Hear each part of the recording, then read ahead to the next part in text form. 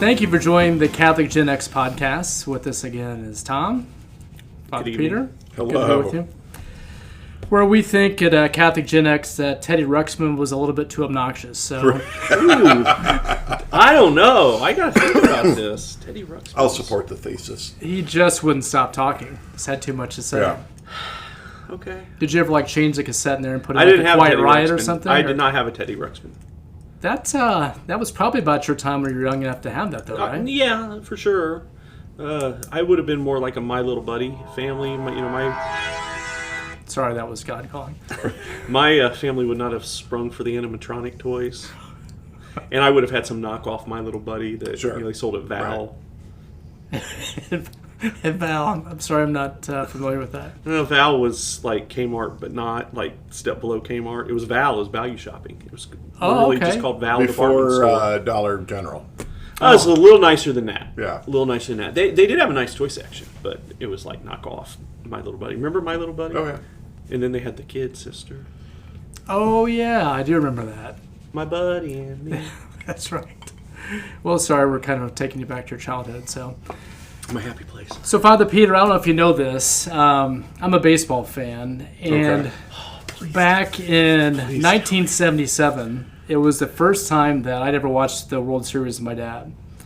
And so it was the Los Angeles Dodgers versus New York Yankees, and my dad proceeded to tell me that, back in the day when he was a boy, they had the Brooklyn Dodgers, and they had the New York Yankees, and a lot of the pennants and World Series and how great that was.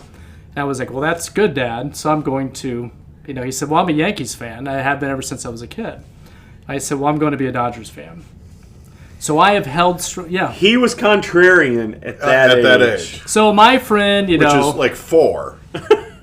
I was doing the math. I thought the same thing. My friend and gastroenterologist, heard that story and he said some people are just a-holes. So I guess just kind of that's the way we're made. So I have been a Dodgers fan since 1977, which is very hard. So we're east of the Mississippi. We're in the Midwest.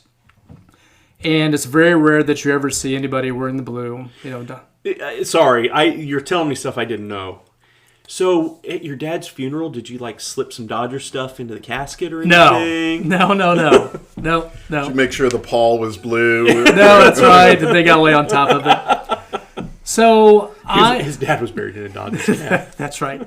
So I had been a hardcore Dodgers fan, for 45 years, And so raised my boys to be Dodgers fans, and it's always kind of like an anomaly, to actually meet other Dodgers. Had a standing bet with me. We had a standing bet against the Cubs, every season, which was fun. It was easier the years the Cubs were kind of lean, but it's been kind of tough some years too. So something big happened this year, and maybe you guys read about it in the news. About the Dodgers and allowing to have the Sisters of Perpetual Indulgence. Right. So some of you may have already read that story. So this was deeply concerning for me as a Catholic. Sure. And so I thought about it, and I prayed about it, talked about my wife and kids about it, anybody who wanted to listen to me to talk and rant about the Dodgers. It's all true. And how angry I was. And they had kind of so they said, no, they can't, and they said, yes, they can be there. And part of their motto is go and sin more. Right. So thought about it, prayed about it, and decided that I could no longer wear the blue. So, but wait, there's more. Yep. So I was so angry about this and so offended as a Catholic because even though the Dodgers offered this, kind of token Christian family night after that too, somehow it balances the scale, I got angry enough that I was going to contact the Dodgers organization. Sure. Angry enough Did you get your typewriter out? I actually wrote a letter. Not an email. No, I knew it. I knew it. A physical letter. Which is very Gen X. And so I thought, they get probably hundreds, if not maybe 1,000 or so emails a day. Surely nobody sends them a typed letter. Right. I'm bound to get a response. No, some college intern got it and had no idea. What is this? That's right. Where's the AI to read it to me? And so I never got a response, so I got rid of all my Dodger stuff. Really? Yeah. It's all gone. I'm that mad. So the past was so poisoned by the sins of the present. Yes. Wow. Had to let it go. because it's something. Hey, wait, no. I feel like we're glossing over something Yeah, that yeah. needs more attention. He wrote a letter.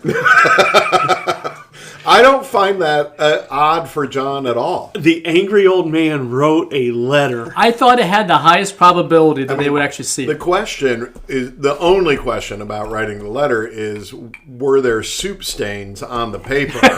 It's fair. So here's from my him middle image. slurping his soup. He's got his old bathrobe on, Right. and he's pounding the keys, Exactly. and he's mumbling and muttering. Chewing an old cigar, shaking my fist at the sky. So, I mean, I can't believe this. They never responded to my letter at all. Yeah, we're all shocked. I know. I mean, they don't have George Costanza working for him. No. That was the Yankees. So I'm looking for a new team. I've talked to. Is that what we're talking about today? No, but I'm just saying I'm in the market. We've Well, talked about the Cubs, talked about the Reds. You would encourage the Padres, I would assume. I grew up a Cubs fan. That's good of Yeah, you. yeah. Ah, I didn't know that. In Peoria, you either went with St. Louis or Chicago. Right. So you did watch some of the sports ball. So a little bit. Well, luckily he's not a Sox fan. Otherwise, you'd have to probably throw down. So No, we wouldn't. My freshman year was it freshman year? In high school, the World Series was interrupted by a big earthquake. yeah, that's right. Yeah. So I thought maybe we could talk about today. How are we as Catholics called to defend the faith? Yeah. That's not where I saw this going. I mean, because that's essentially what I did. I mean, an organization that supports, Satanism to some degree, I can't be a part of. Willing to lose, not my love for the pastime, but death for the team. I'm going to have to throw away my Tommy Lasorda autograph here pretty soon. No. Sell that. He didn't have anything to do with Right. it. Well, he might You're have been gonna tell me he's Catholic because like a complicit? sailor. No, I mean, so he's already since dead, Exactly. Yeah, well, that's fair, but all the other stuff's already gone. So, but I thought we would talk about that of where, what we as Catholics are called to do to defend the faith. My letter, although meaningless to the Dodgers organization, was a big deal for me because I was really ticked off about it. Wow. So I have two teenage boys, and they're a little You have to defend your faith to your boys. because I don't think I have any. Right. They're very enthusiastic in Yes. their faith, so this probably will not shock you too. This summer, I think it was a dinner conversation. They both said that they are disappointed that they don't believe in their lifetime they will have the opportunity to fight in a crusade. Yes. You're not shocked at all. That are does you? not shock me either about your boys or Catholic young men in general. Yeah, they like that. That is like they've thought about that. Right. That they wish they had the opportunity to fight in a crusade. But didn't you feel a little bit of disappointment when the Soviet Union fell and you couldn't be a spy behind the Iron Curtain anymore? Is that when you decided you were going to be a mob attorney? Right. I mean, well, if I can't go be, undercover behind the Iron Curtain, then I'll figure out something to do here. Well, I don't know that I thought of it that way. The world was certainly a better place when we had somebody to hate. It was certainly a clearer place. Well, Right. right. I mean, there was Because hate's a sin. okay. That was a strong word. As soon as I said that, I thought that. But there was clear good and evil. Yes. Right? I mean, remember the what was the music video? The Phil Collins, maybe Genesis, the music Inherited video Night? with the puppets. Oh, Land of and Confusion. Land of Confusion, Yeah. and you had the whole. I'd forgotten about that. Yeah. Puppets are very confusing, so go on. When you had Prince put the hot dog on his That's why tongue. they have no place at Mass. It's amazing how often that comes up. But yeah, I mean, you had clear good and evil. Yes. So, I mean, I'm trying to, help John stay on his topic. St. Peter says that we should always be ready to give a defense, an apologia, a defense, an explanation for the faith. So I think we could say there's a scriptural command there for us to defend the faith. I think that we have to be very careful and not blindly defend the church because sometimes her human members screw up. and do terrible things, right? Like part of the horror of the abuse crisis is not only the great tragedy that priests and nuns and others abuse children, but that the church covered it up out of a misguided sense of defending the church, right? And that's ultimately, I think, more than the fact that priests abused kids. What made people lose faith in the church was the cover-up. Right. So sometimes that blind allegiance actually isn't faith. It's just maybe some false degree of obligation or even false guilt. Yeah, and I think it's also a little bit of a lack of faith in God, right? Like, well, if the church has to admit to doing wrong, then it'll all fall apart, right? That sense of kind of protect at all costs. Yeah. Well, that's what you encouraged me this summer to read, The Power and the Glory. And that was one of the interesting things about that book was that the whiskey priest, while he was certainly not a perfect human being, he was much harder on himself than I think he should have been, especially given the circumstances that he was living in. Yeah. I mean, especially that poor man, he had his problems. I mean, he was a whiskey priest and he had an affair. He had fathered a child. But on the other hand, he kept showing up. Right. Right. And I think there's something to be said in our vocations, whether that be priesthood or marriage, that the greatest share of succeeding in your vocation is just showing up every day, right? That you show up for your wife, you show up for your kids, I show up for the parish, and it doesn't have to be flashy. We don't need to win Father of the Year awards, but Tom's feeling better. Right. Well, I listen Mediocrity's a win. a podcast I listen to. They do an interview, and then at the end, they always have like this set of common questions they always ask. I think I've told both of you this. One episode, they were interviewing somebody, and I can't remember what company he runs. You would know the company. Doesn't matter. They asked him, "What's the best career advice you ever got?"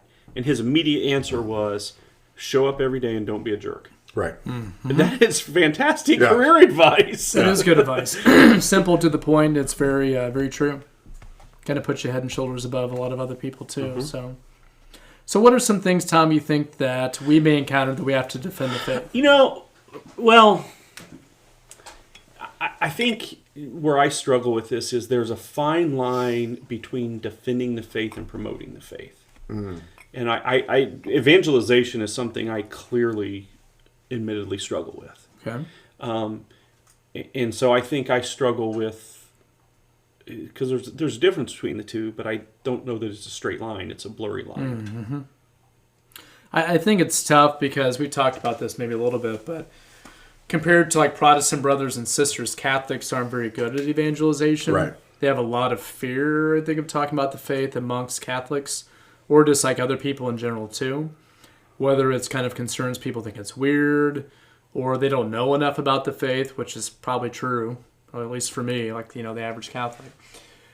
So they tend to avoid that, and really the faith becomes more of a private kind of experience. Well, I was going to ask that. So you're a psychologist, you're a priest, you know way better than a lawyer. Is there something unique in Catholicism that promotes this feeling that faith is personal? Like for a lot of Catholics, it's a very private. They don't want to talk about it. So I would use the word private rather than personal, because I think the Protestant practice of the faith is more personal, that it lacks usually a corporate component to it, an appropriate communal element. So I would say most Catholics view their faith as private. And I think a lot of that in this country comes from being an immigrant religion. And so, it was barely 100 years ago when it was perfectly acceptable to hang up signs that said no Irish. The good old days. Right. Breaking my heart. The Irish, the Italians, the French, these were all largely minority immigrant groups that didn't speak English and were Catholic and were ostracized outside of some pockets like southern Indiana, which was overwhelmingly German Catholic. So there's an ingrained sense of don't talk about our Catholicism because it can make people mad. Yeah, I think we have a tendency to, when we read the Bible, we read the Gospels, we tend to focus on the parts that tell us maybe what we want to hear. Right. And so I always think of that. I can't remember what gospel it's in, but when go into your inner room to pray, Right. Don't be like the hypocrites. Yeah. Wash your face. It's the gospel for Ash Wednesday. Yeah, I just that. If you ask me what Bible verse do I ponder the most in my life, I mean that's definitely a top 3. Well, but that's a question of where is it avoidance of hypocrisy or is it just avoidance in some ways too? Yeah. Go ahead. Oh, well, I think along with that, John, it's also a difference. Like, do we actually understand that souls are at stake? Right? Like, and the gospel is talking about doing things for kind of my attention versus for your soul, right? I thought if we're just nice, everybody just goes to heaven. Is that not true? If we're all Midwest nice. That's right. Say bless your hearts. What's Matthew Kelly say? Jesus is my mate. That's right. See, I'm hoping in a different standard because I'll never make it if I have to be Midwest nice. Yeah, that's true. Yeah.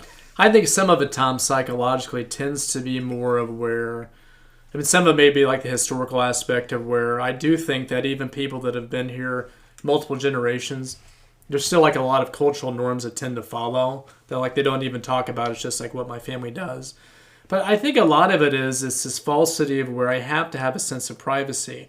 And the privacy is more this sense of, I think, fear, which is way more related to vulnerability. Like how other people see it. What if your sense of God is different than my sense of God? Yeah, I mean, so you read about saints, and especially the martyrs, and part of you thinks it was a gift, right? They were given this opportunity to prove that they were willing to die for their faith. That kind of scares me because I mean I'm a weak man. What if I get that opportunity and I don't I'd jump at it. Anything to get out of this miserable life. Yeah, I struggle with that. I think I'd do the right thing, but I don't know.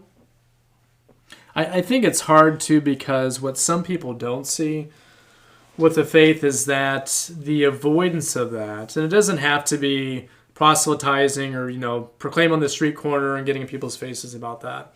But I think it is something where what it tends to reveal is, here we are again, but this sense of shame or even guilt of where, well, if you hear what kind of Catholic I am, I think I'm good, and you're better than me, then I'm going to be even worse.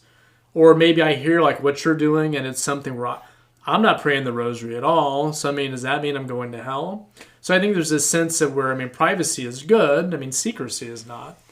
But it's kind of a sense of where I think that if the fear is if they were really known, then how would people see it? And I think the bigger question is, and this is where the joke is on us, it's one thing if we're worried about what people, see or think, but God already knows everything anyway. So sometimes we pretend that we're actually hiding something from him too. Yeah. So I think it's tough of where, and maybe you see this, Father Peter, like in the parish, of where, largely the small church groups are probably the same, 1% or whatever of the parish, which is good. But what I wonder is if we ask them, how would they be comfortable in the faith? Maybe that makes them different than others, or maybe it's just because you have people that have similar interests or willing to be in the same group. There's like equal vulnerability. They can talk about it. What makes them different? Yeah, well, one of our struggles has been encouraging people to join these small faith communities within the parish because we think that there's a lot of good that can happen there, but getting people to And I think it is that embarrassment. It seems like a big thing. Like, what do you mean? Like, I have to go and talk about my faith to other people. Part of it is, back to episode 1, there's so many rules. They're embarrassed because they don't know all the rules. I'm going to break a rule because I don't know it exists. Well, that could be. I can't. Man, sometimes I wish this were video so they could see the looks that he gives me. The look of disappointment. Was that disappointment or disgust? I feel like every time I see you, you bring up the rules. And continue merrily living your life as if there are no rules. Oh! The rules are for everyone else. Wow! You're awfully concerned. That hurt a little bit. It's my persecutory anxiety. That's right. That's what it is. I think the other part of it too, and this could be like Midwest culture, could be certain like ethnic groups, and I'll say like the Irish and German, that's largely what historically has been here in the Midwest. I think part of it is how some of those cultures are very over-controlled in some ways, whereas other cultures, and this is my opinion, Hispanic culture is wonderful because it's so expressive. Right. Well, that's a great point because I grew up German Catholic, and the Germans culturally are very much keep your head down, don't draw attention, don't make a scene, do your work, do what you're supposed to do. Whereas Hispanic culture is a little more, let's parade the Eucharist around so it could be more of a cultural difference than... Well, and to that point, I think you're onto something because I think it becomes more of an issue of where some people have this fear of losing control. And I don't mean like losing their mind like out of control, but I think it's a sense of where they have to be so measured to the point of they can't actually express what's on their heart or even in sense of their interior life. That would just be something where I don't need to do that. That's just for me and God, which is more of this, rationalization and avoidance. Well, and that's the argument a lot of people use against confession. Right. I also wonder, John, too, if there's not a fair amount of people who have not had a personal encounter with Christ. And so Catholicism, even for folks who are regular mass goers, might be more of a cultural or familial thing than a personal driven thing. Not saying precisely, but how many people do you think you've run into over the years? Like what percentage do you think have actually had a personal encounter with Jesus? Studies show it's a minority of weekly mass goers. How do you explain that?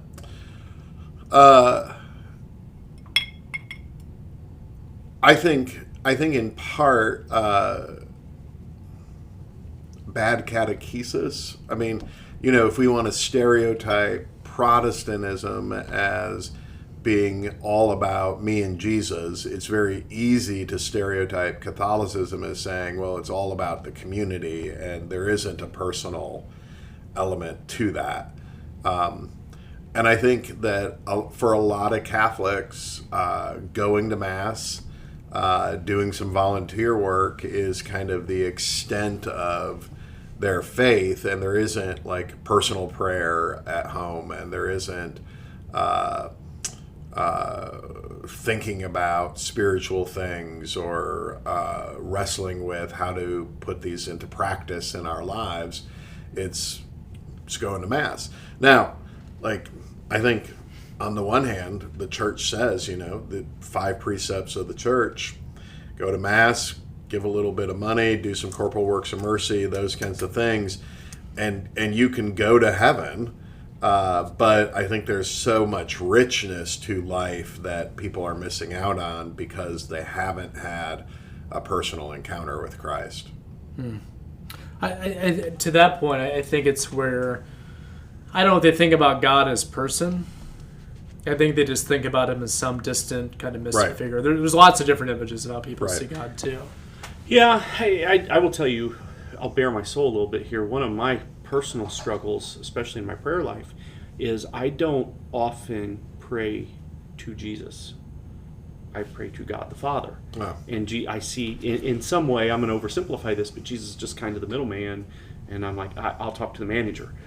I mean, I don't think that's good. I think that's kind well, of I know. Like the Nicene Creed. I get all that. I'm just telling you that is one of my personal struggles. It's interesting that you would and I say bet I'm that. not unique.